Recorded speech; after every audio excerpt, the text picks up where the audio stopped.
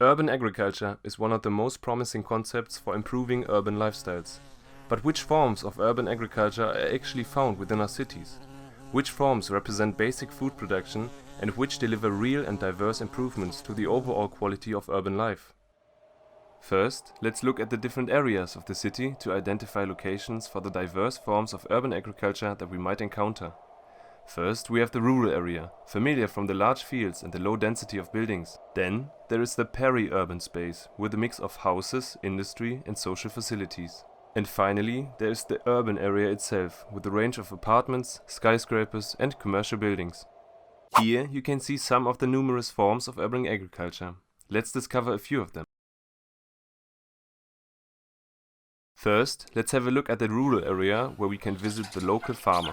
Behind the farm shop, you can see the owner of the farm. He manages the organic farm and is the fourth generation of family farmers.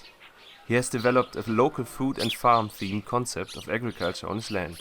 Vegetables, fruits and animal products like milk, meat and eggs are produced and sold in the farm shop by the owners. In addition to their own low-intensity farming activity, they offer visitors the possibility to harvest their own products on their land. That gives the consumers the chance to see where the food really comes from and to be sure that everything is natural and organic.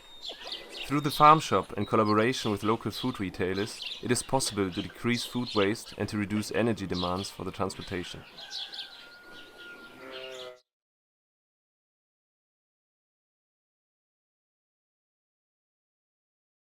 If we move a little further into the more densely developed parts of the city, there is less land available for green spaces at ground level. Therefore, rooftop gardening is a form of urban agriculture which is well adapted to the city environment. The urban roofs can accommodate different types of urban agriculture, such as rooftop gardening, urban beekeeping, rooftop greenhouses and more. The participants are often inhabitants of the skyscrapers who farm for their own consumption or sometimes also companies with commercial ambitions. This large diversity of plant types in urban areas can be found in city parks, domestic gardens, on green walls and in allotments which are located on the skyscraper and which are usually maintained by the inhabitants or the house owners. When the beekeeper has collected the honey from the rooftop beehives, the resulting produce is usually of quite good quality. The urban honey, vegetables and fruits which are produced on the local roof can be sold at local organic shops, assuming that no contamination has occurred. Familiarity with urban nature, including insects, animals and plants, can also be promoted in schools by creating educational gardens. These can be found, for example, in this elementary school, which is located in the peri-urban area from the city. The educational garden aims not only to educate children about the natural world and to develop awareness of agriculture.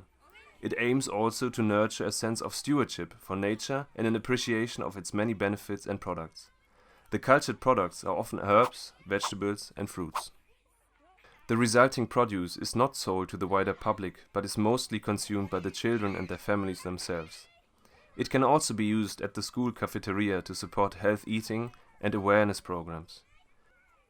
Sometimes government or NGOs support this kind of work to support education and child development.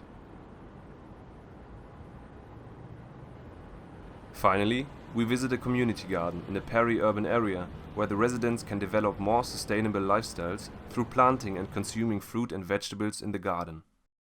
Every inhabitant can help in maintaining the gardens and can earn a share of the produce. The community garden not only provides ecological benefits, but can also boost social cohesion within the neighborhood. Community gardens are usually non-commercial, and the products are consumed by the residents and their families and friends. The aim of these gardens is not only to produce healthy food, but also to act as a focal point for exchanging ideas with others and for urban residents to spend time outdoors in the nature.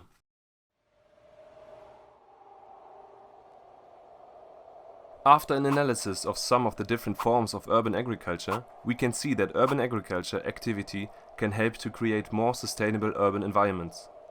Thanks to all the different forms of urban agriculture, it is possible to introduce more green space into the urban core, and for this to mitigate adverse impacts of development, including noise and pollution.